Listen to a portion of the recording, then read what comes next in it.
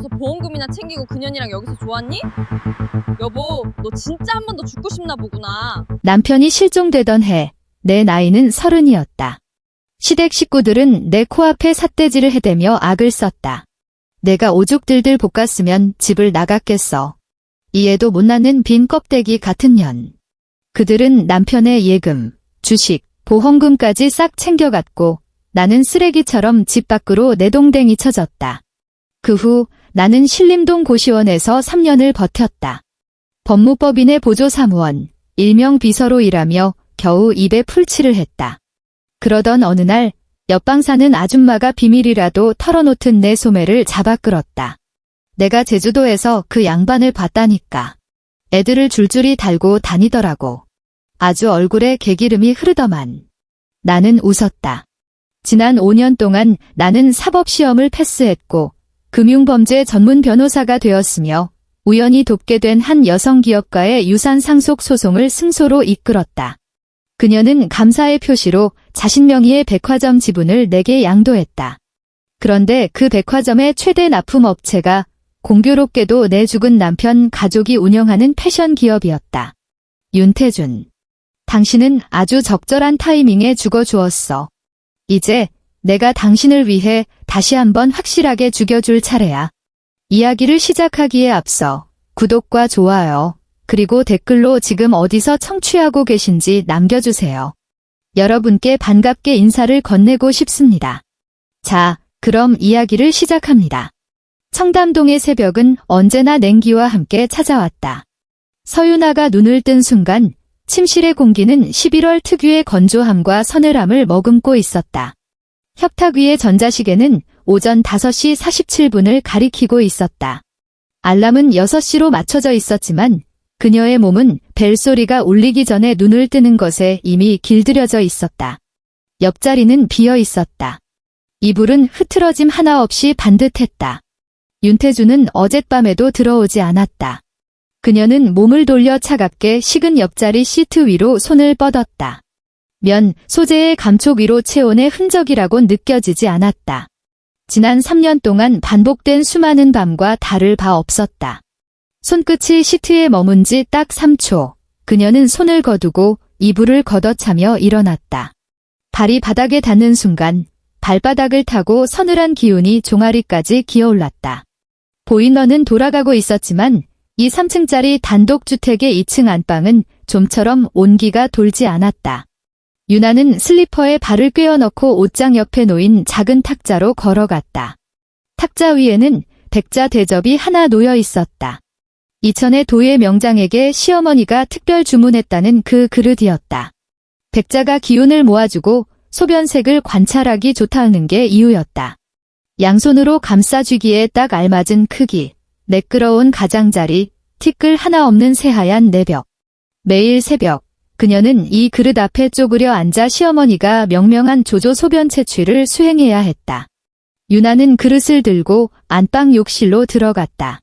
욕실의 차가운 백색 조명이 그녀의 창백한 얼굴을 비췄다. 거울 속 여자는 회색면 잠옷차림에 머리는 헝클어져 어깨 위로 흘러내렸고 눈 밑에는 옅은 검풀은 그늘이 드리워져 있었다. 어젯밤에도 새벽 3시까지 잠들지 못했기 때문이다. 그녀는 거울을 외면한 채 변기로 향했다. 쪼그려 앉는다. 그릇을 몸 아래로 가져간다. 이 동작을 그녀는 1095일 동안 반복해왔다. 단 하루의 예외도 없었다. 결혼 후 첫 달부터 시어머니는 이 일을 강요했다. 제세당 한의원 김 원장 말이 아침 첫 소변이 여자 자궁 상태를 제일 정확하게 보여준다더라. 처음에는 익숙지 않아 손을 떨었고 소변이 그릇 밖으로 튀기도 했다. 그럴 때마다 시어머니는 미간을 찌푸리며 혀를 찼다. 너는 이런 사소한 일 하나도 제대로 못하면서 어떻게 윤씨 집안 대를 잇겠니? 이제 그녀는 능숙했다. 그릇에 담긴 액체는 옅은 노란색이었고 김이 모락모락 피어올랐으며 인체 특유의 비릿한 냄새를 풍겼다. 그녀는 일어서서 세면대 위에 그릇을 올려두고 물티슈로 그릇의 바깥면을 꼼꼼히 닦아냈다. 물기나 얼룩이 묻어있으면 한의사의 진단에 방해가 된다는 시어머니의 지론 때문이었다. 시간은 6시 3분. 6시 30분 전까지 이 그릇을 1층 거실로 가져가야 했다. 그곳엔 시어머니가 기다리고 있을 것이고 그 옆에는 윤 씨 집안에서 20년을 일한 박 기사가 대기하고 있을 터였다. 박 기사는 이 소변을 차에 싣고 청담동 제3당 한의원으로 달려가 김 원장에게 전달할 것이다. 이 모든 과정은 비가 오나 눈이 오나 심지어 명절에도 멈추지 않고 매일 반복되었다. 유나는 옷을 갈아입었다. 집안에서는 반드시 개량 한복이나 단정한 원피스를 입어야 한다는 규칙 때문에 잠옷은 침실 밖으로 나갈 수 없었다. 그녀는 옷매무새를 다듬고 그릇을 받쳐 든 채 방을 나섰다. 원목 계단은 밟을 때마다 미세하게 삐걱거리는 소리를 냈다. 그녀는 발소리를 죽이기 위해 까치발을 들다시피 하며 내려갔다. 3층 안방을 쓰는 시어머니는 귀가 밝았다. 언젠가 계단 소리가 거슬린다며 행동거지가 경박해서야 어디 양반집 며느리라 하겠니? 라고 하루 종일 타박을 들은 적이 있었다. 1층 거실, 시어머니는 이미 소파에 앉아 있었다. 최영숙, 올해 62. 하지만 관리를 잘 받아 쉰 초반으로 보였다. 은회색 커트머리는 한 올의 흐트러짐도 없이 정돈되어 있었고 피부에 밀착된 파운데이션과 우아한 팥죽색 립스틱은 그녀의 완벽주의를 대변했다. 짙은 남색 캐시미어 카디건을 걸치고 목에는 진주 목걸이를, 손목에는 새벽빛을 받아 영롱하게 빛나는 비취 팔찌를 차고 있었다. 내려왔니? 시어머니는 눈길조차 주지 않고 스마트폰 화면을 넘기며 말했다. 네, 어머니. 유나는 소파 앞으로 다가가 양손으로 그릇을 받쳐 들고 허리를 숙였다. 그제야 시어머니가 고개를 들어 그릇 속 액체를 훑어보더니 미간을 찌푸렸다. 어제보다 색이 진하구나. 어젯밤에 물을 좀 적게 마신 것 같습니다. 유나가 고개를 숙인 채 대답했다. 물을 적게 마셔? 시어머니의 목소리에 날카로운 가시가 돋쳤다. 김 원장이 몇 번을 말하니. 하루에 최소 2리터는 마셔야 독소도 빠지고 자궁이 따뜻해진다고. 너는 그 쉬운 것 하나를 기억 못하니? 죄송합니다. 어머니. 주의하겠습니다. 됐다. 시어머니가 손을 휘저었다. 그릇 내려놔라. 박 기사 기다린다. 오늘은 제사니까 너는 부엌 가서 제수용품 준비 거들어라. 큰동서랑 셋째 동서는 8시에 온다더라. 유나는 탁자 위, 청아백자 무늬가 그려진 전용 쟁반 위에 조심스럽게 그릇을 내려놓았다. 그리고 허리를 펴고 두 손을 배꼽 앞에 모은 채 공손히 섰다. 그리고 등 뒤에서 시어머니의 목소리가 날아와 꽂혔다. 오늘 친척들 다 모인다. 말조심, 행동조심 해라. 누가 임신 소식 물으면 그냥 못 만드는 중이라고 해 쓸데없는 소리 하지 말고. 태준이 체면은 내가 챙겨야지. 네, 명심하겠습니다. 그녀는 부엌으로 몸을 돌렸다. 발걸음은 가볍고 침착했지만 어깨는 잔뜩 굳어 있었다. 등 뒤로 시어머니가 박 기사를 부르는 소리와 그릇이 부딪히는 달그락거리는 소리가 들려왔다. 박 기사가 그 소변 그릇을 보온 가방에 담고 있는 소리였다. 부엌에는 이미 2명의 도우미가 분주하게 움직이고 있었다. 김 여사님과 이 여사님은 윤 씨 집안에서 오래 일한 베테랑들이었다. 유나가 들어서자 김 여사님이 힐끔 쳐다보더니 복잡한 표정을 짓고는 다시 고개를 숙여 채소를 썰기 시작했다. 작은 사모님, 이쪽 와서 과일 괴는 것 좀 도와주세요. 이 여사님이 조리대 한쪽을 가리켰다. 대추랑밤, 배 위치는 아시죠? 큰 마님께서 윤 씨 집안 법도대로 하라고 신신당부하셨어요. 유나는 조리대 앞으로 가서 깎아놓은 과일들을 접시 위에 쌓아 올리기 시작했다. 사과, 배, 곶감, 밤, 모든 과일은 정해진 개수와 방향에 맞춰 탑처럼 쌓아야 했다. 가장 위쪽은 평평하게 깎아내어 안정감을 주어야 했다. 결혼 첫 해, 시어머니에게 손등을 맞아가며 배운 규칙이었다. 친정에서 뭘 배우고 시집을 온 건지 원후 그 말이 귓가에 쟁쟁했다. 과일즙이 손가락에 묻어 끈적하고 차가웠다. 그녀의 손가락은 가늘었지만 마디마디가 붉게 부어 있었다. 어젯밤 설거지를 하느라 세제독이 오른 탓이었다. 하지만 장갑은 끼지 않았다.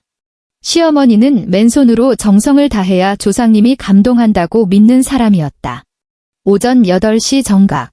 큰어머니와 셋째, 작은어머니가 도착했다. 큰어머니는 남편 윤태준의 큰아버지 부인으로 넉넉한 풍채의 목소리가 쩌렁쩌렁했다. 현관에 들어서자마자 그녀의 호탕한 목소리가 집안을 울렸다. 셋째, 작은어머니는 40대 후반으로 세련된 옷차림에 언제나 입가에 묘한 비웃음을 걸고 있는 사람이었다. 어머, 우리 유나는 벌써 부엌에 있네. 큰어머니가 거실 쪽에서 소리쳤다. 역시 부지런해. 우리 집 며느리는 아침 해가 중천에 떠야 일어나는데 말이야. 유나는 하던 일을 멈추고 부엌 입구로 나가 두 어른께 허리 굽혀 인사했다. 오셨어요. 큰어머니, 작은어머니.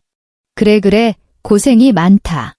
큰어머니가 웃으며 유나의 어깨를 두드렸지만 그녀의 시선은 노골적으로 유나의 납작한 배를 훑고 지나갔다.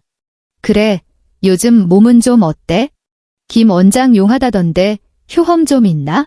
아직 조리 중입니다. 유나는 시선을 내리깐 채 덤덤하게 대답했다. 김 원장님 말씀으로는 기운은 좋은데 혈이 좀 부족해서 보충하는 중이라고 하셨어요. 혈이 부족해? 셋째, 작은어머니가 끼어들었다. 목소리에 가시가 있었다. 그러고 보니 매일 아침 소변 받아서 병원에 보낸다며? 참 정성이 갸륵하기도 하지? 우리 집은 그런 유난 안 떨어도 쑥쑥 잘만 들어서던데. 순간 거실의 공기가 싸늘하게 식었다. 큰어머니의 웃음기가 사라졌고 소파에 앉아있던 시어머니의 눈빛이 서늘하게 빛났다.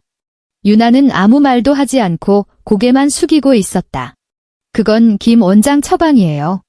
시어머니가 낮지만 위험 있는 목소리로 입을 열었다.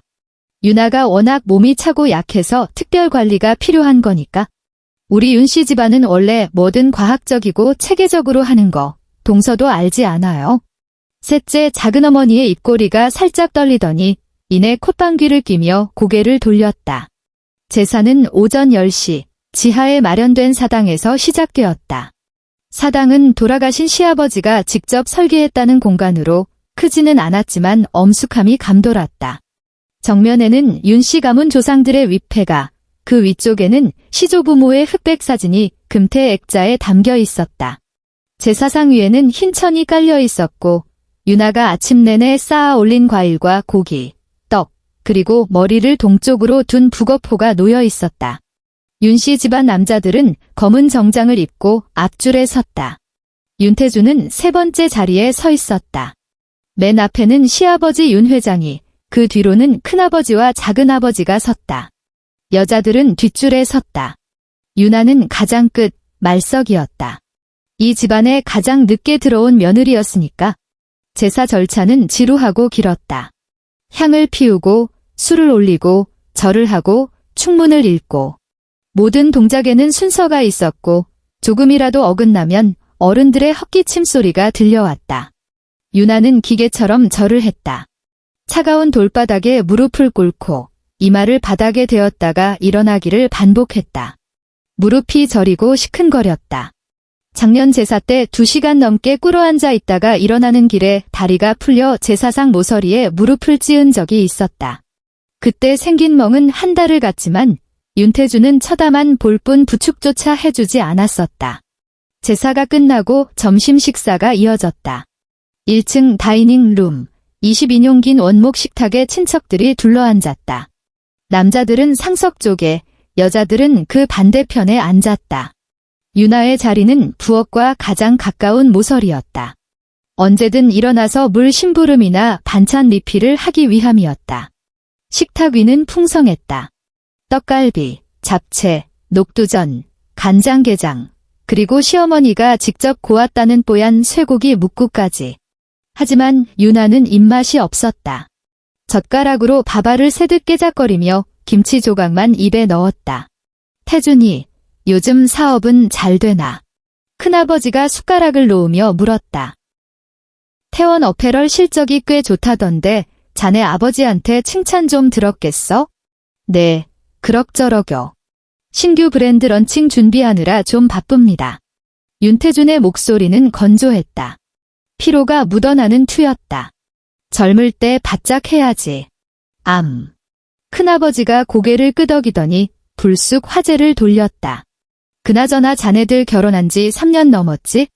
이제 슬슬 좋은 소식 들려줄 때 안 됐나? 내년 설에는 조카 손주 얼굴 좀 보나? 식탁 위의 공기가 순식간에 멈췄다.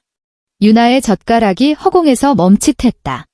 모든 사람의 시선이 그녀에게로 쏠리는 것이 피부로 느껴졌다. 큰어머니의 동정 어린 시선, 셋째 작은어머니의 고소해하는 눈빛, 시어머니의 압박감 서린 눈초리. 그리고 윤태준. 그는 묵묵히 떡갈비를 집어 입에 넣고 있었다. 마치 아무 소리도 안 들린다는 듯이. 노력 중이에요, 아주버님. 시어머니가 대신 대답했다. 억지로 입꼬리를 올린 미소였다. 김 원장이 유나 몸을 좀 더 만들어야 한다고 해서요. 급할수록 돌아가라고 하잖아요. 몸 만들기. 3년째 만들고 있으면 이제 보디빌더라도 나가겠네. 셋째 작은어머니가 비아냥거렸다. 우리 둘째 며느리는 결혼 반년 만에 떡두꺼비 같은 아들 낳아서 지금 볼볼거리고 뛰어다니는데 요즘 의학이 얼마나 좋은데 아직도 한약 타령이에요?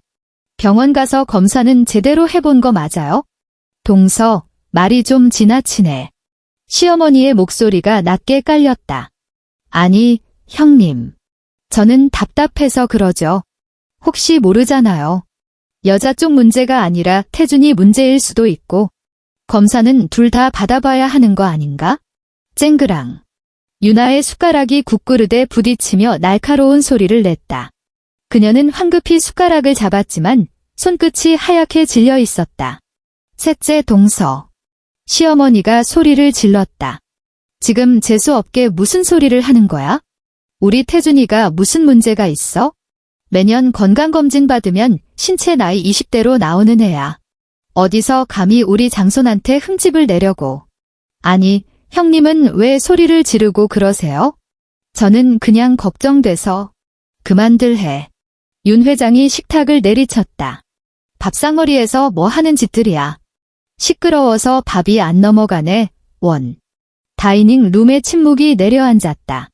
달그락거리는 그릇 소리와 음식을 씹는 소리, 그리고 멀리서 들리는 자동차 경적 소리만이 공간을 채웠다. 유나는 고개를 푹 숙인 채 밥을 입 안으로 밀어넣었다. 모래알을 삼키는 기분이었다. 그때였다. 언니. 신우이 윤태희였다. 윤태희. 26. 윤 회장의 고명딸이자 막내. 어려서부터 온갖 호사를 누리며 자란 그녀는 제멋대로인 성격으로 유명했다. 짙은 스모키 화장에 샤넬 트위드 재킷을 걸친 그녀가 핸드백에서 무언가를 꺼내 유나의 앞자리에 툭 던졌다. 하얀색 상자였다. 약국에서 파는 물건. 임신 테스트기였다. 그것도 묶음으로 된 대용량 박스. 언니, 이거 써봐요. 요즘 이게 제일 정확하대. 윤태희가 생글생글 웃으며 말했다. 눈빛은 전혀 웃고 있지 않았다. 한약 먹고 굿하고 난리 칠 돈으로 이거 하나면 되잖아. 솔직히 말해서 언니 문제 맞죠? 우리 오빠가 무슨 문제가 있겠어. 언니가 불임이면 빨리 인정하고 대책을 세워야지. 우리 집안이 대가 끊기면 안 되잖아요. 식탁 위에서 킥킥거리는 웃음소리가 터져나왔다. 큰아버지도 껄껄 웃었고 셋째 작은어머니는 입을 가리고 어깨를 들썩였다. 시어머니는 헛기침을 하며 찻잔을 들었지만 딸을 말리지는 않았다. 유나의 얼굴에서 핏기가 싹 가셨다. 손발이 차갑게 식고 심장이 쿵쿵거렸다. 귀에서 윙하는 이명소리가 들렸다. 모멸감이 뜨거운 납덩이처럼 목구멍을 타고 넘어왔다. 그녀는 본능적으로 윤태준을 쳐다봤다. 그는 바로 맞은편에 앉아 있었다. 고개를 숙인 채 묵묵히 밥그릇을 비우고 있었다. 젓가락질은 규칙적이었고 씹는 동작은 기계적이었다. 아내인 그녀가 조롱거리가 되고 있는데 그는 마치 투명 인간을 대하듯 아무런 반응도 보이지 않았다. 그는 고개를 들지 않았다. 눈길 한 번 주지 않았다. 단 한마디도 거들지 않았다. 유나는 그를 5초간 응시했다. 그 5초 동안 윤태준은 완벽한 타인이었다. 웃음소리가 잦아들자 큰어머니가 나섰다. 태희야, 너도 참 짓궂다. 새언니한테 그게 무슨 말버릇이니? 뭐가요? 난 다 언니 생각해서 그런 건데. 언니, 기분 나빴어요. 에이, 설마. 가족끼린데. 윤태희가 뻔뻔하게 대꾸했다. 유나는 깊은 숨을 들이마시고 천천히, 아주 천천히 입꼬리를 끌어올렸다. 아니요, 아가씨. 괜찮아요. 목소리는 가늘게 떨렸지만 최대한 차분함을 가장했다. 신경 써줘서 고마워요. 그녀는 떨리는 손으로 임신 테스트기 상자를 집어 핸드백 속에 넣었다. 식탁보 아래 무릎 위에서는 주먹을 쥔 손톱이 살을 파고들어 피가 날 지경이었지만 겉으로는 아무 일도 없었다는 듯 평온한 가면을 썼다. 저녁 5시가 되어서야 손님들이 모두 돌아갔다. 유나는 부엌에 남아 뒷정리를 했다. 산처럼 쌓인 그릇들을 닦고 남은 음식을 소분해 냉장고에 넣었다. 도우미 아주머니들이 거들겠다고 했지만 그녀는 고개를 저었다. 몸이라도 움직이지 않으면 미쳐버릴 것 같았기 때문이다. 설거지를 하는 내내 거실에서는 시부모님의 대화 소리가 들려왔다. TV 뉴스 소리에 묻혀 희미했지만 태희와 철없다는 단어가 간간히 들렸다. 모든 정리가 끝났을 때 밖은 이미 캄캄한 밤이었다. 유나는 젖은 손을 앞치마에 닦으며 부엌을 나왔다. 거실 소파에 앉아있던 시어머니가 그녀를 불렀다. 유나냐? 네, 어머니. 오늘 태희가 한 말 마음에 담아두지 마라. 걔가 워낙 오냐오냐 커서 입에 필터가 없어. 다 너 잘되라고, 우리 집안 잘되라고 하는 소리니까 좋게 생각해. 네, 알겠습니다. 그래. 올라가서 쉬어라. 내일 한의원 가서 약 다시 지어야 하니까 일찍 자고. 네. 유나는 계단을 올랐다. 2층 서재 앞을 지나는데 문틈으로 불빛이 새어나왔다. 윤태준이 저 안에 있다. 그녀는 잠시 멈춰서서 문고리를 잡으려다 힘없이 손을 떨구었다. 침실로 들어와 문을 닫자마자 그녀는 문에 등을 기댄 채 주저앉았다. 어두운 방 안 창밖 가로등 불빛만이 희미하게 바닥을 비추고 있었다. 그녀는 그렇게 한참을 앉아 있었다. 눈물은 나오지 않았다. 대신 가슴속 깊은 곳에서 뜨거운 불덩이가 치밀어 오르는 것 같았다. 1시간쯤 지났을까 그녀는 자리에서 일어나 욕실로 들어갔다. 세면대 물을 틀었다. 쏴 하는 물소리가 욕실을 가득 채웠다.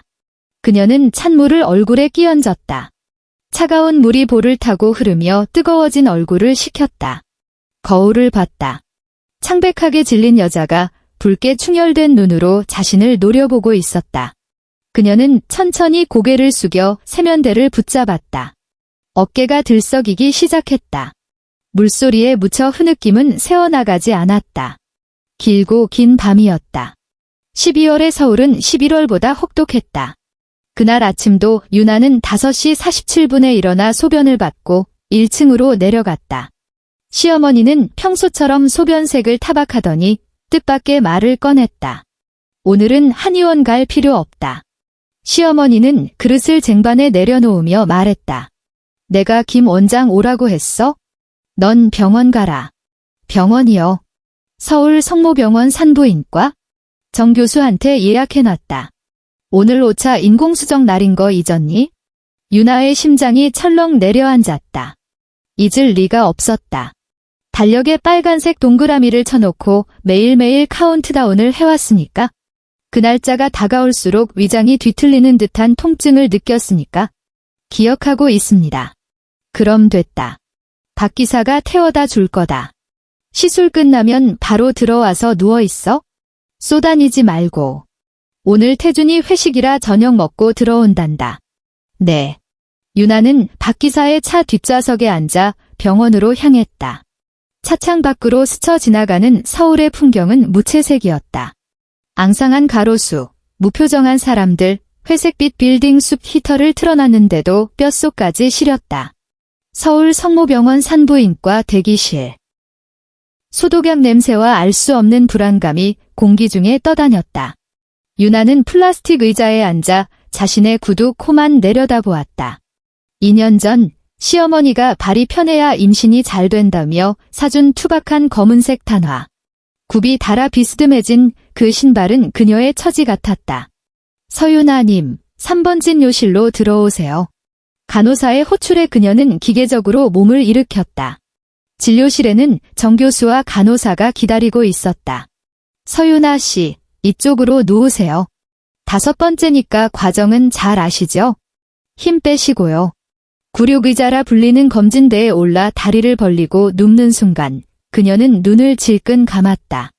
차가운 금속 기구가 몸 안으로 들어오는 이물감, 뻐근한 통증, 그리고 무엇보다 견디기 힘든 수치심.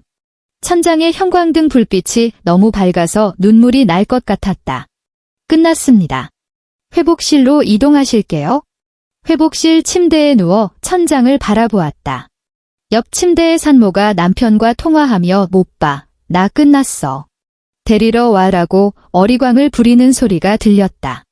유나는 이불을 머리끝까지 뒤집었었다. 깜빡 잠이 들었나 보다. 꿈속에서 그녀는 다시 시댁거실에 있었다. 시어머니가 붉은 피가 담긴 그릇을 들고 서 있었고 친척들이 그녀를 둘러싸고 손가락질하며 웃고 있었다. 윤태준은 그 뒤에서 등을 돌린 채 서 있었다. 여보 태준 씨. 그녀가 애타게 불렀지만 그는 뒤도 돌아보지 않고 멀어져 갔다. 태준 씨. 화들짝 놀라 눈을 떴다. 식은땀이 흥건했다. 오후 4시. 창밖은 벌써 어둑어둑해지고 있었다. 그녀는 침대 옆 협탁에 놓인 자신의 휴대전화를 집어들었다. 화면을 켜자마자 부재중 전화 알림은커녕 메시지 한 통 와 있지 않았다. 습관적으로 윤태준에게 전화를 걸었다. 전원이 꺼져 있어 소리샘으로 연결되오니 꺼져 있다. 다시 걸었다.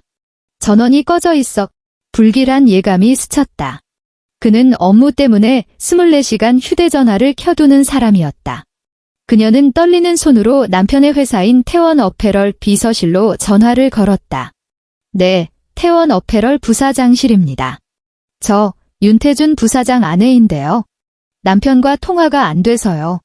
수화기 너머에서 잠시 침묵이 흘렀다. 아, 사모님. 저기 부사장님께서 3일째 출근을 안 하셨는데요. 네. 3일째요. 네, 저희도 연락이 안 돼서 대구로 전화를 드릴까 하던 참이었습니다. 회장님께 보고도 들어갔고요. 3일. 3일 동안 출근을 안 했다고? 매일 아침 정장을 입고 나가는데? 유나는 멍하니 전화를 끊었다. 그날 밤 경찰이 집에 들이닥쳤다. 형사 2명이 윤태준의 서재와 드레스룸을 뒤졌다. 유나는 거실 구석에 서서 멍하니 그 광경을 지켜봤다. 시어머니는 소파에 쓰러져 통곡하고 있었다. 내 아들 찾아내. 우리 태준이 찾아내라고. 형사가 유나에게 다가왔다. 부인, 마지막으로 남편분을 보신 게 언제입니까? 3일 전 아침이요. 출근한다고 나갔어요. 평소와 다른 점은 없었습니까? 부부싸움을 했다거나. 없었어요. 그냥 평소처럼 밥 먹고 나갔어요. 형사는 수첩에 무언가를 적으며 고개를 갸웃거렸다. 휴대폰 위치 추적도 안 되고 카드 사용 내역도 없습니다.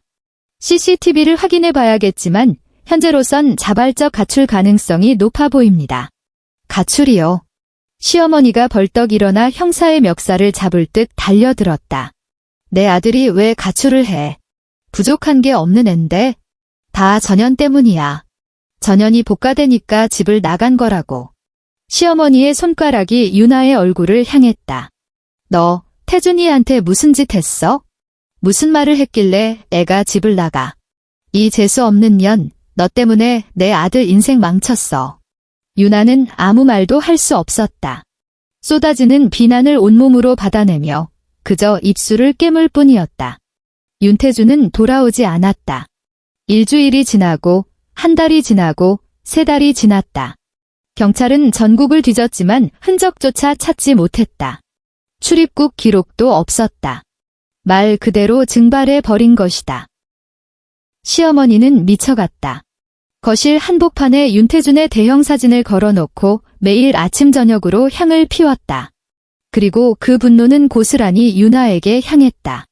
어느 날 오후 시어머니가 유나를 불렀다. 탁자 위에는 서류 봉투 하나가 놓여 있었다. 도장 찍어라. 이혼 서류였다.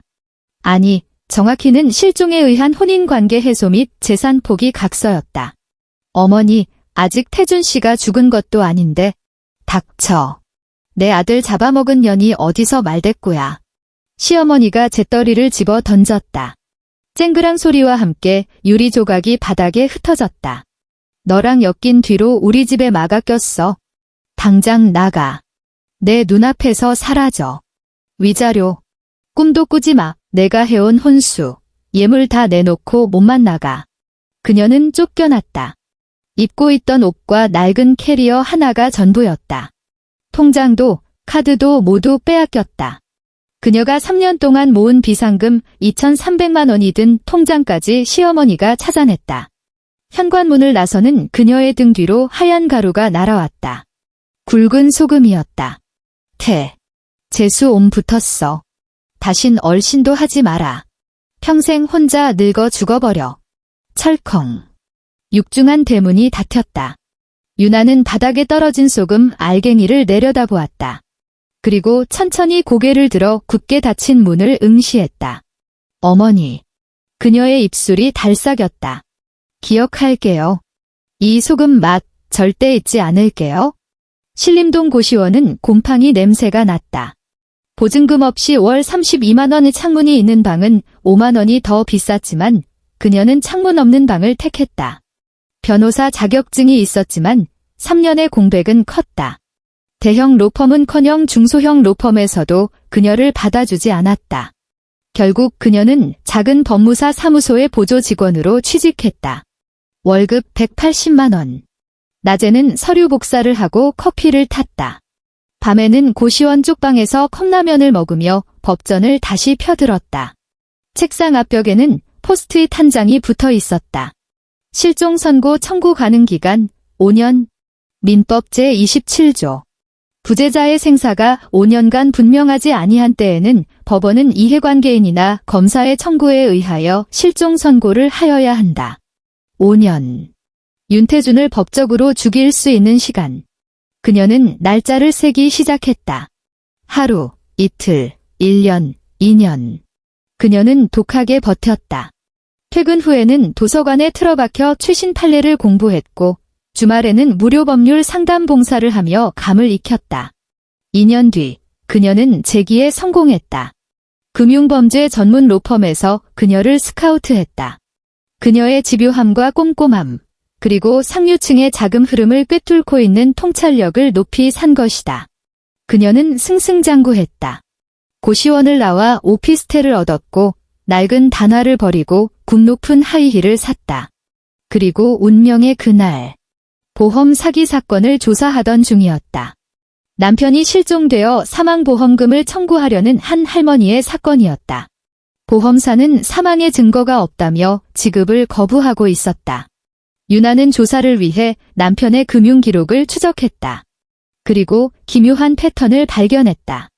실종 직전 대포 통장을 통해 거액의 자금이 해외 페이퍼 컴퍼니로 흘러들어간 정황.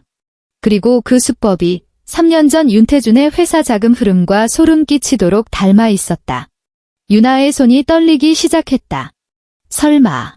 그녀는 밤을 새워 윤태준의 과거 기록을 다시 파헤쳤다. 당시엔 시어머니에게 뺏겨보지 못했던 서류들, 경찰이 놓쳤던 사소한 단서들. 그리고 찾아냈다. 제주도 서귀포시의 한 타운하우스 분양 명단. 계약자 이름은 달랐지만 비상 연락망에 적힌 번호. 그것은 윤태준이 대학 시절 썼던 유나만 알고 있던 비밀 이메일 아이디의 숫자 조합이었다. 찾았다. 어두운 사무실, 모니터 불빛만이 그녀의 얼굴을 비추고 있었다. 유나의 입가에 서늘한 미소가 번졌다. 윤태준, 너 거기 있었구나. 살아있었어. 나를 지옥에 밀어넣고 너는 그 낙원에서 뒹굴고 있었구나. 그녀는 전화기를 들었다. 팀장님, 저 휴가 좀 쓰겠습니다. 네, 내일부터요. 제주도에 좀 다녀와야 할 것 같아서요. 네, 잡아야 할 놈이 하나 있어서요. 전화를 끄는 그녀는 창밖을 바라보았다. 서울의 야경이 화려하게 빛나고 있었다. 기다려, 여보. 그녀가 나지막이 속삭였다. 내가 곧 갈게. 가서 내가 좋아하는 그 연극 내가 끝내줄게. 그 즉시 내 머릿속을 스치는 이름이 있었다. 윤태준. 그날 밤 나는 고시원방으로 돌아와 노트북을 열고 윤태준이 실종되기 직전에 자금 흐름을 추적하기 시작했다. 나는 경찰이 아니기에 은행 기록을 직접 열람할 수는 없었다. 하지만 나는 변호사였다. 합법적인 절차를 통해 법원에 사실조회 신청을 할 수 있었고 친분 있는 금융 전문가에게 자문을 구할 수 있었으며 공개된 기업 공시 정보를 통해 아주 작은 실마리라도 잡아낼 수 있었다. 일주일 후 나는 꼬리를 잡았다. 윤태준이 실종되기 일주일 전 그 사람 명의의 개인 계좌에서 3차례에 걸쳐 자금이 빠져나갔다. 7억, 5억, 그리고 5억. 합계 17억 원이었다. 이 자금은 이름 없는 무역회사를 거쳐 최종적으로 케이맨 제도의 익명 역외 계좌로 흘러 들어갔다. 무역회사의 대표는 듣도 보도 못한 이름이었고 등록된 주소지는 이미 텅 빈 사무실이었다. 전화는 불통이었고 메일은 반송되었다. 하지만 나는 포기하지 않았다. 나는 그 무역회사의 거래처를 집요하게 파고들었고 그 회사가 태원 어페럴과 거래한 내역을 찾아냈다. 표면상은 의류부자재 납품이었지만 실제로 물건이 오간 적은 없었다. 오직 계약금만이 오갔을 뿐. 전형적인 자금 세탁용 위장 계약이었다. 그리고 태원 어페럴은 바로 시댁의 가족 기업이었다. 나는 모니터에 띄워진 조사 결과를 노려보았다. 손끝이 차갑게 식어갔다. 그들은 알고 있었다. 처음부터 다 알고 있었던 것이다. 윤태준의 실종은 사고가 아니라 철저한 계획이었다. 시댁 식구 전체가 이 사기극에 가담했다. 그들은 한쪽에서는 아들을 잃은 비운의 유가족을 연기하고 뒤로는 자산을 해외로 빼돌리며 5년이라는 시간이 흐르기만을 기다리고 있었다. 5년이 지나면 실종 선고를 통해 그를 법적으로 사망 처리하고 상속이라는 합법적인 탈을 쓰고 모든 것을 꿀꺽 삼킬 작정이었던 것이다. 그리고 나, 서윤아는 그 거대한 사기극을 위한 쓰고 버리는 장기말에 불과했다. 나는 눈을 감고 깊은 숨을 들이마셨다. 그리고 새 문서를 열어 내가 찾아낸 모든 단서, 의문점, 그리고 증거들을 하나하나 기록하기 시작했다. 문서의 제목은 이러했다. 윤태준 사건 조사 기록. 4년 차 되던 해. 내 운명을 바꿀 전화 한 통이 걸려왔다. 서윤아 변호사님이신가요? 수화기 너머의 목소리는 온화하면서도 묵직한 힘이 있었다. 서울백화점 회장, 최정숙입니다. 의뢰할 사건이 하나 있습니다. 서울백화점은 대한민국 굴지의 유통 대기업이었고 최정숙 회장은 노점상에서 시작해 수조원대 자산가가 된 입지전적인 인물이었다. 경제 잡지에서 읽었던 그녀의 인터뷰가 떠올랐다. 50이 넘은 나이에도 흐트러짐 없는 올백머리, 칼날 같은 눈빛, 군더더기 없는 말투. 말씀하십시오, 회장님. 최 회장의 남편이 석 달 전 갑작스럽게 세상을 떠나며 막대한 유산을 남겼다. 그런데 장례식이 끝나자마자 남편의 혼외자라고 주장하는 남자가 친자 확인서를 들고 나타나 유산의 대부분을 요구하고 나선 것이다. 유전자 일치율 99.99%. 감정선은 진짜더군요. 사람 시켜서 확인해 봤습니다. 최 회장의 목소리에 피로가 묻어났다. 제가 무엇을 도와드리면 되겠습니까? 내 회사를 지켜줘요. 그놈이 원하는 건 돈뿐만이 아니에요. 서울백화점의 경영권을 노리고 있습니다. 서 변호사, 금융범죄랑 재산 분쟁 쪽으로 아주 독종이라고 들었어요. 내게는 이 전쟁을 이겨줄 사냥개가 필요합니다. 나는 그 사건을 수임했다. 그 후 석 달 동안 나는 밤낮 없이 일했다. 최 회장 남편의 생전 금융 기록을 샅샅이 뒤지고 그 혼외자의 배경과 동기를 조사했으며 수십 건의 유사 판례를 분석했다. 결국 나는 결정적인 범리를 찾아냈다. 그 혼외자가 최 회장 남편의 친자인 건 맞았다. 99.99%의 유전자 일치율은 부정할 수 없었다. 하지만 민법상 혼외자는 생부의 생전에 긴지 청구, 즉 자신의 자식임을 인정받는 법적 절차를 거치지 않았다면 상속권 주장에 제약이 있었다. 최 회장의 남편은 생전에 그 아이를 인지한 적이 없었고 그 어떤 사적인 기록에도 아이의 존재를 언급하지 않았다. 게다가 나는 더 놀라운 사실을 밝혀냈다. 혼외자의 친모가 최 회장 남편의 사업 라이벌과 내통하고 있었다는 점이었다. 혼외자의 등장은 단순한 상속 분쟁이 아니라 최 회장이 상을 당한 틈을 타 경영권을 탈취하려는 기업 사냥의 일환이었다. 법정에서 나는 증거를 조목조목 들이대며 상대방의 논리를 박살냈다. 결국 법원은 혼외자에게 법정 최소 상속분인 유류분, 즉 전체 유산의 5%만을 인정했다. 그가 요구했던 50%는 기각되었다. 서울백화점은 지켜졌다. 판결문이 나온 날 최 회장이 직접 로펌으로 찾아왔다. 그녀는 내 손을 잡았고 그 강인한 눈매가 붉어져 있었다. 서 변호사, 고마워요. 아닙니다. 제가 해야 할 일을 했을 뿐입니다. 최 회장은 잠시 침묵하더니 가방에서 서류 봉투 하나를 꺼내 내 앞에 놓았다. 이게 뭡니까? 내용을 확인한 내 동공이 흔들렸다. 주식양도 계약서였다. 서울백화점 지분 15%. 양수인은 서윤아. 당신이 받아 마땅한 보수예요. 내 평생의 피와 땀을 지켜줬는데 이 정도 사례도 부족하죠. 회장님, 이건 너무 과분합니다. 받을 수 받아요. 최 회장이 내 말을 잘랐다. 서 변호사. 내가 당신을 선택한 건 실력 때문만은 아니었어요. 당신 눈에서 나와 똑같은 도끼를 봤거든. 도끼 말씀입니까? 최 회장이 씁쓸하지만 단단한 미소를 지었다. 믿었던 남자한테 배신당하고도 기어이 다시 일어선 여자만이 가질 수 있는 그 눈빛 말이에요. 내 손가락이 미세하게 떨렸다. 나는 주식양도 계약서를 내려다보았다. 글자들이 흐려졌다 선명해지기를 반복했다. 선배님 제 사정을 어떻게 아셨습니까? 조사해봤죠? 청담동 윤씨 집안 며느리. 남편 실종 3년 만에 빈털터리로 쫓겨난 여자. 고시원에서 악착같이 공부해 변호사가 되고 혼자서 여기까지 올라온 사람. 유나 씨, 당신은 내 젊은 시절보다 훨씬 강해요. 나는 눈을 감고 깊은 숨을 삼켰다. 감사합니다. 선배님. 이 집은 감사히 받겠습니다. 서울백화점의 주주가 된 후 나는 더 방대한 기업 정보에 접근할 수 있게 되었다. 어느 날 백화점의 공급망 리스트를 검토하던 중 익숙한 이름 하나가 눈에 박혔다. 태원 어페럴. 윤씨 집안의 가족 기업이자 서울백화점의 최대 의류 납품 업체 중 하나. 마우스를 쥔 내 손이 3초간 허공에 멈췄다. 나는 태원 어페럴의 상세 파일을 열었다. 자료에 따르면 태원 어페럴은 매년 서울백화점에 200억 원 이상의 물량을 납품하고 있었다. 계약 기간은 10년. 서울백화점은 그들의 가장 확실한 돈줄이었다. 만약 이 계약이 끊긴다면 태원 어페럴은 매출의 절반 가까이를 잃게 되는 셈이었다.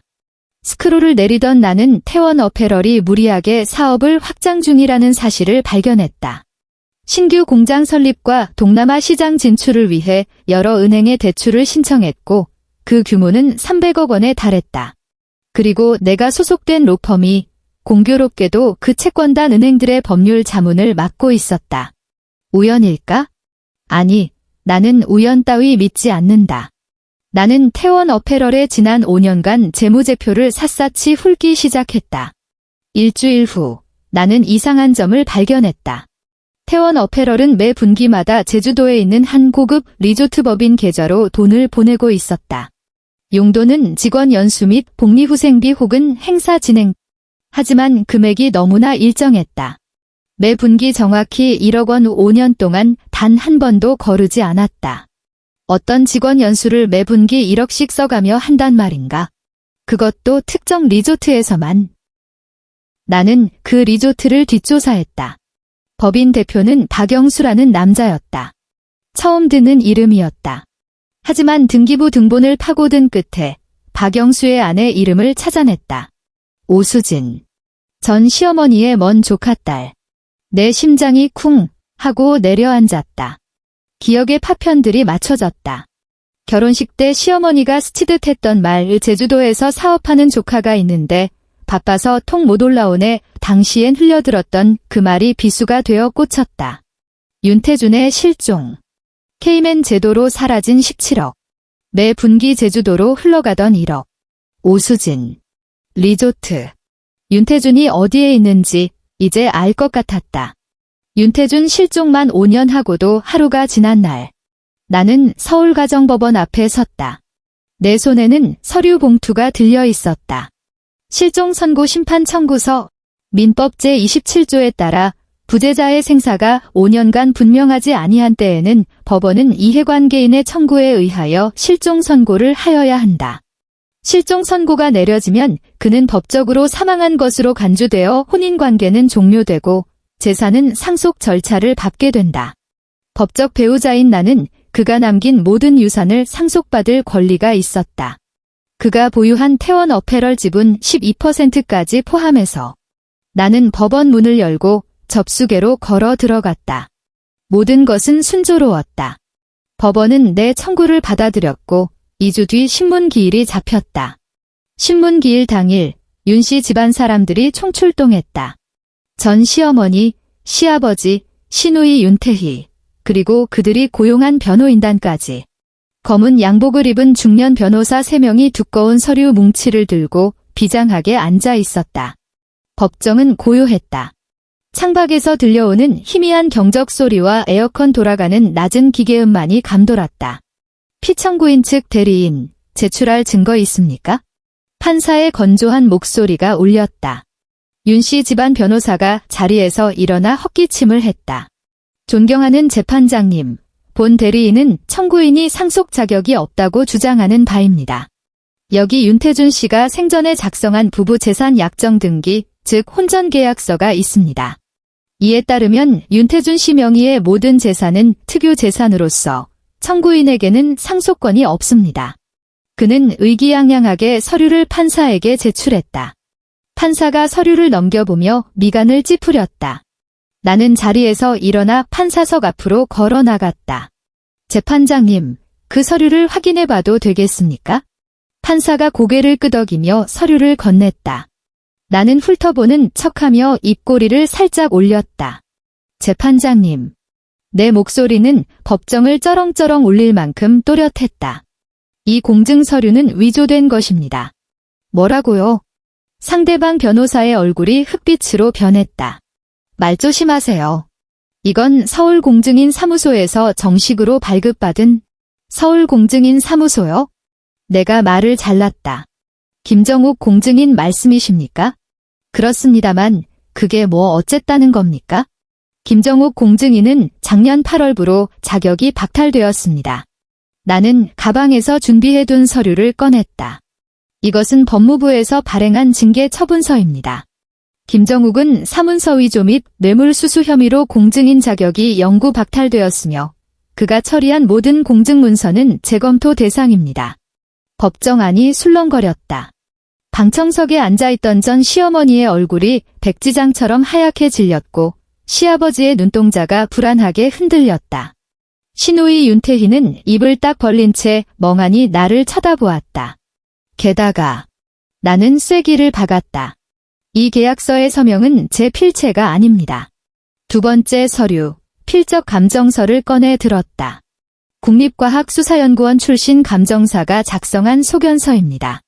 계약서상의 서명은 누군가 제 필체를 어설프게 흉내낸 위조 서명임이 명백합니다. 재판장님, 저들은 제가 법적으로 받아야 할 상속분을 가로채기 위해 위조된 공증서류를 법정에 제출했습니다. 이는 명백한 소송 사기 미수입니다. 법정의 공기가 얼어붙었다. 판사는 잠시 침묵하더니 날카로운 눈빛으로 상대방 변호사를 노려보았다. 본 재판부는 이 문서의 진위 여부를 엄격히 심사하겠습니다. 심사 결과가 나올 때까지 청구인의 주장을 잠정적으로 인용합니다. 윤씨 집안 변호사는 얼굴이 불그락푸르락해져서 뭐라 변명하려 했지만 판사는 단호했다. 다음 기일은 추후 지정합니다. 이상. 탕. 판사가 의사봉을 두드리고 퇴정했다. 나는 서류를 챙겨 들고 천천히 몸을 돌렸다.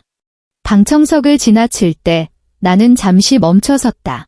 전 시어머니가 분노와 공포가 뒤섞인 눈으로 나를 올려다보고 있었다. 입술이 파르르 떨리고 있었다. 나는 그녀를 내려다보며 희미하게 웃어주었다. 어머니. 속삭이듯 하지만 뼈가 시리도록 차가운 목소리로 말했다. 5년 전 저보고 애도 못 낳는 빈 껍데기라며 내쫓으셨죠. 저 돌아왔습니다. 껍데기가 아니라 당신들 목줄을 쥔 채로요. 나는 또각또각 구두 굽소리를 내며 법정을 빠져나왔다. 등 뒤에서 전 시어머니의 악에 바친 비명이 들려왔지만 그 소리는 법원 로비의 소음에 묻혀 점점 희미해졌다. 법원 정문을 나서는 순간 핸드폰이 울렸다. 낯선 번호. 지역 번호는 064, 제주도였다. 여보세요? 어머, 유난히. 나야, 이 아줌마. 기억해. 예전에 신림동 고시원 옆방 살던. 심장이 덜컥 내려앉았다. 아, 아주머니. 잘 지내셨어요? 나야 뭐 그렇지? 근데 유나 너 혹시 뉴스 봤니? 아니, 내가 지금 제주도 여행 중인데 말이야. 방금 중문 관광단지 리조트 앞에서 누굴 봤는지 알아? 유나야, 내가 태준 총각을 봤어. 시간이 멈춘 것 같았다. 네. 틀림없어. 그 훤칠한 키에 눈매. 하얀 셔츠 입고 애들 손잡고 가더라니까? 옆에는 웬 젊은 여자가 팔짱 끼고 있고 그 여자가 오빠 하는데 아주 꿀이 떨어지더라. 유나야, 그 양반 살아있었어. 아주 떵떵거리며 잘 살고 있더라고. 수화기 너머에서 아주머니는 계속해서 뭐라 떠들었지만 내 귀에는 아무것도 들리지 않았다. 머릿속이 하얗게 비었다가 이내 뜨거운 용암이 차오르듯 분노가 끌어올랐다. 5년. 나는 5년을 기다렸다. 1825일의 밤낮. 잠 못 이루던 수많은 밤 책상 앞 포스트잇을 노려보며 실종 5년을 카운트다운하던 그 처절했던 시간들. 죽었을 거라고 생각했다. 어디서 객사라도 했을 거라고. 아니면 그 미안해, 지쳤어라는 쪽지가 유서였을지도 모른다고 아주 잠깐은 연민하기도 했다. 그런데 죽지 않았어. 그저 도망친 거였어. 제주도로 도망쳐서 다른 여자와 살림을 차리고 애를 낳고 내 돈과 시댁의 지원을 받으며 호의호식하고 있었던 거야. 나는 고시원 쪽방에서 곰팡이 핀 빵을 씹으며 법전을 외우고 있을 때, 시어머니의 저주를 받으며 쫓겨날 때, 그 차가운 법정 바닥에서 홀로 싸울 때, 그는 낙원에서 웃고 있었다. 아주머니. 내 목소리는 무서울 정도로 차분했다. 그 리조트 이름이 뭡니까? 이름이 뭐더라? 시엔스카이? 그래, 시엔스카이 리조트. 파란색 간판이 아주 으리으리하더라. 감사합니다. 아주머니. 정말 감사합니다. 전화를 끊고 나는 법원 앞 계단에 우두커니 섰다. 12월의 서울바람은 칼날처럼 날카로웠다.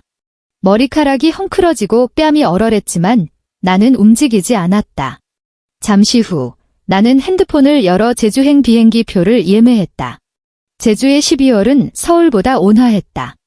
야자수 잎이 바람에 스치며 사각거리는 소리를 냈다. 하늘은 물감을 풀어놓은 듯 파랬고 햇살은 따스했다. 중문 관광단지는 평화로웠다. 화려한 옷을 입은 관광객들이 웃으며 거리를 활보했다. 나는 짙은 회색 코트를 입고 선글라스를 낀 채 시엔스카이 리조트 건너편 카페 테라스에 앉아 있었다. 리조트는 웅장했다. 지중해풍의 하얀 외벽과 푸른 지붕. 입구에는 거대한 야자수들이 도열해 있었다. 간판에는 금박으로 시앤드스카이 인터내셔널 리조어트라고 적혀 있었다. 2시간을 기다렸다. 그리고 마침내 그가 나타났다. 윤태준. 그는 리조트 정문을 걸어 나오고 있었다. 하얀 리넨 셔츠 소매를 걷어 올린 채 건강하게 그을린 피부를 드러내고 있었다. 5년 전보다 살은 좀 빠졌지만 그 특유의 여유만만한 표정, 세상 근심 하나 없는 듯한 그 걸음걸이는 여전했다. 그의 손에는 아이들의 손이 들려 있었다. 제일 큰 아이는 7살쯤 되어 보이는 남자아이였다. 둘째는 5살쯤 된 여자아이. 그리고 그의 품에는 3살배기 막내 아들이 안겨 있었다. 그리고 그 옆에는 한 여자가 있었다. 20대 후반쯤 되어 보이는 화사한 꽃무늬 원피스를 입은 여자. 배가 살짝 불러 있었다. 또 임신이었다. 그녀는 윤태준의 팔에 매달려 까르르 웃고 있었다. 오빠, 오늘 저녁은 새로 생긴 일식집 가자. 나 연어 먹고 싶어. 또, 엊그제도 먹었잖아. 아잉, 뱃속에 콩콩이가 먹고 싶대잖아. 알았어, 알았어. 우리 마나님 드시고 싶다는데 가야지. 윤태준이 껄껄 웃으며 여자의 어깨를 감싸 안았다. 그들이 내 앞을 지나갔다. 불과 5미터 거리. 나는 미동도 하지 않았다. 선글라스 너머로 그들의 뒷모습을, 그 역겨운 행복을 응시했다. 내 시선이 여자의 손목에 꽂혔다. 그녀의 손목에서 반짝이는 시계. 까르띠에 발롱블루. 결혼 예물로 친정 부모님이 내게 사주셨던 시계였다. 당시 윤태준은 너무 비싼 시계라 잃어버릴까 겁난다며 자신이 금고에 보관해주겠다고 했었다. 나는 바보같이 그 말을 믿고 맡겼었다. 그 후로 한 번도 보지 못했던 내 시계가 지금 저 여자의 손목에서 제주의 햇살을 받아 영롱하게 빛나고 있었다. 제일 큰 아이가 7살. 그렇다면 윤태준은 나와 결혼할 당시 이미 저 여자와 아이를 가지고 있었다는 뜻이다. 나와의 결혼은 처음부터 끝까지 기만이었다. 매일 아침 소변을 받아내던 그 굴욕적인 시간들, 억지로 삼켰던 역한 한약들, 고통스러웠던 인공수정 시술들. 나는 내 몸이 문제라고 자책하며 울었다. 내가 죄인이라고 생각했다. 하지만 진실은 윤태준에게는 내가 아이를 낳을 필요가 없었던 것이다. 이미 밖에서 낳은 자식들이 줄줄이 있었으니까. 그 모든 쇼는 시댁 어른들을 안심시키고 시간을 끌며 나를 불임녀라는 낙인 속에 가도 죄책감에 시달리게 만들기 위한 연극이었다. 나는 핸드폰을 들어 그 단란한 가족의 뒷모습을 찍었다. 셔터 소리가 찰칵 하고 울렸다. 선글라스 속 내 눈은 건조했다. 눈물 한 방울 나오지 않았다. 대신 서늘하고 잔혹한 평온함만이 나를 감쌌다. 그 후 일주일간 나는 리조트 근처 민박집에 머물며 조사를 진행했다. 윤태준의 새로운 삶은 완벽했다. 그는 김준호라는 가명으로 살고 있었다. 신분증, 면허증, 통장 모두 정교하게 위조된 것이었다. 그는 리조트 근처 상가에서 바람 카페라는 이름의 개인 카페를 운영하고 있었고 하루 매출은 꽤 쏠쏠했다. 그 젊은 여자의 이름은 오수진. 카페의 공동대표이자 대외적으로는 그의 아내였다. 아이들은 모두 오수진의 호적에 올라 있었고 아버지는 김준호로 되어 있었다. 나는 민박집 발코니에 앉아 식어버린 커피를 마시며 바다를 바라보았다. 바닷바람이 짰다. 나는 핸드폰을 꺼내 최정숙 회장에게 전화를 걸었다. 선배님, 부탁 하나만 드려도 되겠습니까? 말해봐요. 서울백화점과 태원 어페럴의 납품 계약을 지금 당장 끊어주셨으면 합니다. 수화기 너머로 잠시 침묵이 흘렀다. 이유는 나는 붉게 물들어가는 수평선을 바라보았다. 이미 한 번 죽은 사람을 이 세상에서 완전히 지워버리기 위해서입니다. 그의 신분도 그가 가진 모든 것도. 짧은 침묵 끝에 최 회장의 목소리가 들려왔다. 좋아. 그렇게 하지? 3일 후 서울백화점에 공지사항이 떴다. 태원 어페럴 납품 계약 해지 통보. 사유는 품질 기준 미달과 계약 조항 위반. 서울백화점은 즉시 태원 어페럴과의 모든 거래를 중단하고 위약금 청구 소송을 진행하겠다고 발표했다. 시장은 즉각 반응했다. 태원 어페럴의 주가는 개장 1시간 만에 18% 폭락했다. 시가총액 2천억 원이 허공으로 증발했다. 주거래 은행들은 즉시 대출 심사를 중단하고 기한이익 상실 조항을 발동해 기존 대출금의 조기 상환을 요구했다. 윤씨 집안은 패닉에 빠졌다. 시아버지는 긴급 이사회를 소집했지만 뾰족한 수가 없었다. 전 시어머니는 백방으로 전화를 돌렸지만 아무도 받아주지 않았다. 그리고 일주일 뒤 윤씨 집안 변호사들은 서울백화점의 주주 명부를 확인하고 경악했다. 서윤아, 지분율 15%. 그년이야. 전 시어머니의 비명이 청담동 저택을 울렸다. 그 천한 것이 우리한테 복수하는 거야. 우리 집안을 망하게 하려고 작정을 했어. 하지만 비명을 지른다고 해결될 일은 아니었다. 은행빚 독촉장은 빗발쳤고 자금줄은 말라붙었다. 같은 시각 서울중앙지검에는 익명의 제보 서류가 도착했다. 제보자는 서윤아. 120페이지에 달하는 서류에는 윤태준의 혐의가 낱낱이 기록되어 있었다. 주민등록법 위반, 신분 도용, 중혼, 사기, 보험금 편취, 업무상 횡령, 배임, 범죄수익 은닉 규제법 위반, 자금 세탁. 증거는 차고 넘쳤다. 위조 신분증 사본, 케이맨 제도 송금 내역, 제주도에서의 생활 사진, 그리고 주변인들의 증언까지. 검찰은 즉각 수사에 착수했다. 사흘 뒤 제주도 중문관광단지의 바람 카페 앞에 경찰차 3대가 들이닥쳤다. 윤태준, 아니 김준호는 카운터에서 원두를 정리하고 있었다. 요란한 사이렌 소리에 고개를 든 그는 들이닥치는 경찰들을 보고 사색이 되었다. 김준호 씨, 아니 윤태준 씨 되십니까? 형사가 수갑을 꺼내 들었다. 당신을 사기, 횡령, 공문서 위조 및 동행사 혐의로 긴급 체포합니다. 이거 놔. 사람 잘못 봤어. 난 김준호라고. 윤태준이 누군데? 그가 발버둥 쳤지만 형사들은 그를 거칠게 제압했다. 지문 대조 이미 끝났습니다. 쇼 그만하시죠. 철컥. 차가운 금소금과 함께 그의 손목에 수갑이 채워졌다. 오수진이 아이를 안고 뛰쳐나오며 비명을 질렀다. 오빠, 여보, 이게 무슨 일이야? 당신들 누구야? 오수진 씨, 당신도 범인 도피 은닉 혐의로 같이 가셔야겠습니다. 카페 안은 아수라장이 되었다.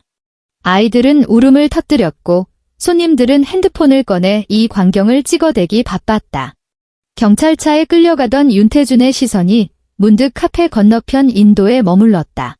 그곳에 한 여자가 서 있었다. 몸에 딱 붙는 검은 정장을 입고 머리를 단정하게 묶은 여자. 서윤아. 그녀는 한 손에 테이크아웃 커피잔을 든 채 무표정한 얼굴로 그가 끌려가는 모습을 지켜보고 있었다. 마치 재미없는 연극을 관람하듯이. 두 사람의 시선이 허공에서 얽혔다. 유나는 천천히 커피잔을 들어 올려 그를 향해 건배하듯 살짝 내밀었다. 그리고 경찰차는 요란한 소리를 내며 그곳을 떠났다. 윤태준이 서울로 압송되던 날 검찰청 앞은 기자들로 인산인해를 이루었다. 포토라인에 선 유나에게 플래시 세례가 쏟아졌다. 서 변호사님, 전 남편의 체포에 대해 한 말씀 부탁드립니다. 직접 제보하셨다는 게 사실입니까? 보복성 제보라는 말이 있는데 어떻게 생각하십니까? 유나는 쏟아지는 질문 속에서 잠시 침묵했다. 그리고 또렷한 목소리로 입을 열었다. 그가 사라져 있던 5년 동안 저는 매일 그가 돌아오기만을 기다렸습니다. 그녀는 잠시 말을 멈추고 카메라를 응시했다. 이제 그가 돌아왔으니 그동안 저지른 죄값을 치르게 할 뿐입니다. 법은 누구에게나 평등해야 하니까요. 그녀는 당당하게 검찰청 안으로 걸어 들어갔다. 또각또각 울리는 구두 소리가 대리석 바닥을 때렸다. 재판은 3개월간 이어졌다. 윤태준은 법정에서 울먹이며 선처를 호소했다. 판사님, 저는 억지로 결혼했습니다. 어머니가 시키는 대로 했을 뿐입니다. 사랑 없는 결혼 생활이 지옥 같아서 도망친 겁니다. 하지만 판사는 냉담했다. 피고인 윤태준. 징역 8년. 벌금 10억 원 그리고 원고 서윤아에게 편취한 보험금 및 횡령액 전액을 반환하고 위자료 5억 원을 지급하라. 피고인 최영숙. 징역 3년. 피고인 윤 회장. 징역 2년 집행유예 3년. 피고인 윤태희. 징역 1년 집행유예 2년. 판결봉 소리가 법정을 울렸다. 윤태준은 다리가 풀려 주저앉았고 방청석의 전 시어머니는 실신했다. 유나는 그 모든 광경을 지켜본 뒤 미련 없이 법정을 나섰다. 3개월 후 윤 씨 집안의 청담동 저택은 경매로 넘어갔다. 빨간 압류 딱지가 덕지덕지 붙은 대문 앞 경매 낙찰자는 다름 아닌 서윤아였다. 그녀는 낙찰 대금을 치르고 집을 둘러보러 왔다. 대문 앞에서 초라한 행색의 노파가 달려들었다. 보석으로 풀려난전 시어머니 최영숙이었다. 이 독한 년. 내가 어떻게 우리한테 이럴 수 있어? 내 집 내놔. 내 아들 내놔. 그녀는 유나의 멱살을 잡으려 했지만 경호원들에게 제지당했다. 유나는 차가운 눈으로 그녀를 내려다보았다. 어머니. 그녀가 입을 열었다. 5년 전 어머니가 그러셨죠. 애도 못 낳는 빈 껍데기, 늙어 죽을 때까지 혼자 살라고. 유나는 희미하게 웃었다. 덕분에 깨달았습니다. 자식 따위에 의지하지 않아도 돈과 능력만 있으면 제 노후는 아주 안락하다는 거려. 이 집은 제가 잘 쓰겠습니다. 그녀는 뒤도 돌아보지 않고 대문 안으로 들어갔다. 철컹, 육중한 문이 닫히며 최영숙의 통곡 소리를 차단했다. 오수진은 제주도에서 쫓겨났다. 그녀 앞으로 등기 우편 하나가 배달되었다. 발신인 불명. 봉투 안에는 3천만 원짜리 수표 한 장과 쪽지가 들어있었다. 이 돈이면 시골 어디 가서 전셋방은 구할 수 있을 거야. 아이들은 죄가 없으니 살 길은 열어주지. 단, 아이들 성을 바꾸고 다시는 서울이나 제주도에 나타나지 마. 이건 내 마지막 잡이야. 오수진은 그 자리에 주저앉아 오열했다. 1년 후. 경제 전문지 매일경제에 인터뷰 기사가 실렸다. 고시원에서 백화점 대주주까지 서윤아 변호사의 인생 역전. 사진 속 윤아는 서울백화점 임원실에서 창밖을 배경으로 서 있었다. 하얀 정장을 입은 그녀의 모습은 눈부시게 당당했다. 서 변호사님, 성공의 비결이 뭡니까? 기자의 질문에 윤아는 커피잔을 내려놓으며 담담하게 말했다. 누군가 5년이라는 시간을 들여 가르쳐 준 교훈 덕분이죠. 어떤 교훈입니까? 결혼이나 가족 같은 허울 좋은 껍데기보다 내 손에 쥔 통장과 능력이 훨씬 더 믿음직하다는 사실이요. 그녀의 눈빛이 반짝였다. 교도소 독방. 윤태주는 그 기사를 읽고 있었다. 사진 속의 전 아내는 그가 알던 여자가 아니었다. 그녀는 빛나고 있었고 그는 시궁창에 처박혀 있었다. 그는 떨리는 손으로 편지를 썼다. 윤아야, 내가 잘못했다. 한 번만 용서해줘. 면회 와주라. 눈물로 얼룩진 편지를 보냈지만 며칠 뒤 편지는 반송되어 돌아왔다. 봉투에는 붉은 도장이 찍혀 있었다. 수취인 불명. 그리고 그 아래 누군가의 필체로 짧은 메모가 적혀 있었다. 귀하가 찾는 대상은 존재하지 않습니다. 윤태주는 그 편지를 끌어안고 소리 없는 비명을 질렀다. 그날 밤 윤아는 한강변을 걷고 있었다. 강바람이 시원했다. 강물 위로 도시의 불빛이 일렁였다. 그녀는 잠시 멈춰 서서 강물을 내려다보았다. 5년 전 소금을 맞으며 쫓겨나던 날의 기억. 고시원의 눅눅한 냄새. 법정에서의 싸늘한 공기. 그 모든 것이 강물과 함께 흘러가고 있었다. 그녀는 깊게 숨을 들이마셨다가 내뱉었다. 가슴속에 응어리져 있던 무언가가 빠져나가는 기분이었다. 그녀는 다시 걷기 시작했다. 또각또각 구두 소리가 경쾌하게 밤 공기를 갈랐다. 그녀의 뒷모습이 화려한 서울의 야경 속으로 더 높고 더 밝은 곳을 향해 멀어져 갔다. 별은 사라지지 않는다. 그저 더 먼 곳으로 가서 스스로 빛날 뿐이다.